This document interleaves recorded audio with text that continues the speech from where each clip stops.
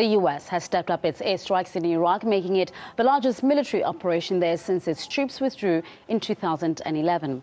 American warplanes have been targeting jihadists and their hardware, allowing Kurdish forces to retake control of Iraq's largest dam. Now, the strategically important facility supplies water and electricity to the north of the country. Islamists have managed to take over large areas of Iraqi territory and declared a caliphate there. Now, the UK's Prime Minister, David Cameron, called for a broader response to the threat posed by the Islamic State group, suggesting British military involvement.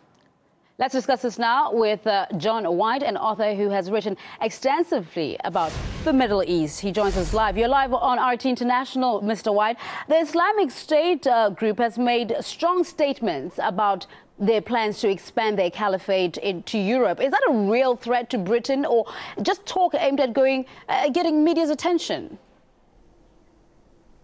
Well, I think it's definitely the latter. I think the prospects of the Islamic State or any other such permutation moving into Europe is fanciful, to say the least. I think what they're doing is they're very cleverly playing on people's fears.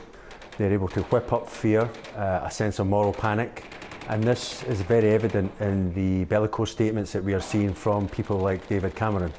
David Cameron is clearly the political equivalent of Rip Van Winkle, the fictional character who goes to sleep for 20 years before waking up to find that the world has changed. And the idea that countries that were responsible for destroying Iraq are now going to go in and save it is really beyond parody.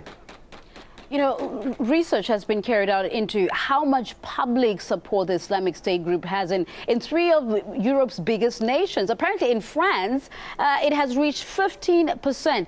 How significant is that?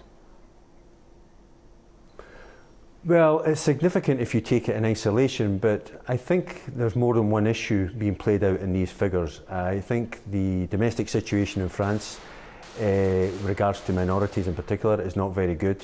Social cohesion is very weak. We see that reflected in the success of the National Front, the far-right neo-fascist party, in the recent European elections under Le Pen.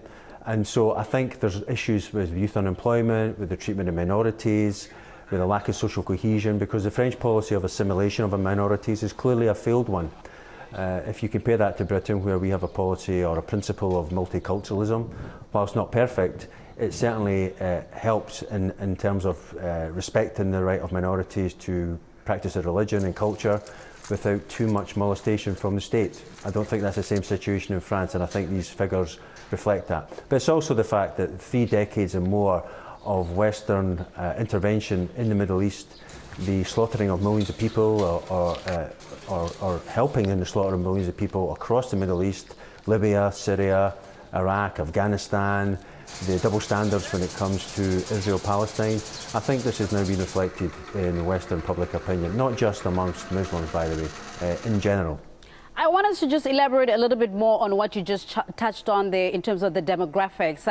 Staying with France, those aged 18 to 24 are shown to be the ones who are mostly supportive of this Islamic State group. The demographics, how big of a role do they play in things like this? And should we be worried that, like you said, minorities and those who feel that they're a little bit sidelined in society are actually going to join and supporting such radical groups? Well, we should definitely be worried. I mean, the only way to defeat an idea is with a more powerful idea. And that more powerful idea at this point is lacking. We have mainstream parties who follow an ironclad consensus when it comes to the economy, when it comes to foreign policy. The youth are have never been more alienated all across Europe under the rubric of austerity, which is really just a mass experiment in human despair. Young people, especially from minorities and from low-income backgrounds, are having a hard time. So this is going to create a backlash, and we're seeing that backlash. But clearly there's a worry that the sentiment towards an opposition is being funneled to fanatics such as the Islamic State, formerly called ISIS. It's certainly a worry. But I think there's more than one issue being played out in these figures, as I said. I think the domestic issues in France, domestic situation in Germany and all across Europe is being bound up in these figures. Young people have never been more alienated than they are now. So clearly something has to be done to address their concerns. Right. Staying with what you've just said, domestic issues could be behind some of these figures. 33% on that same research say that they blamed Iraqi instability on the US-led war. Do you agree with that? I think that's absolutely self-evident. What we have seen exposed in the last week or so is that the moral high ground from which the US and its allies have long lectured the rest of the world on democracy and human rights and international law is in truth a stinking, smouldering dung heap of hypocrisy and double standards. We're now implementing and carrying out airstrikes in northern Iraq. Where were the airstrikes over Gaza against Israeli military forces as they were slaughtering women and children? Where was the no-fly zone? And these fanatics have been running rampant in Syria for the last 3 years in various forms. And we have been extending ourselves in trying to undermine the Syrian government. Not less than a year ago, we were contemplating bombing the Syrian government and Syrian forces. So the hypocrisy is very real. Why suddenly this call to arms when ISIS / Islamic State are running rampant in northern Iraq? I wonder if it's anything to do with the fact that the UK, the US and the West has extensive interests in oil in Iraqi Kurdistan has anything to do with it. I think to ask that question is to answer it.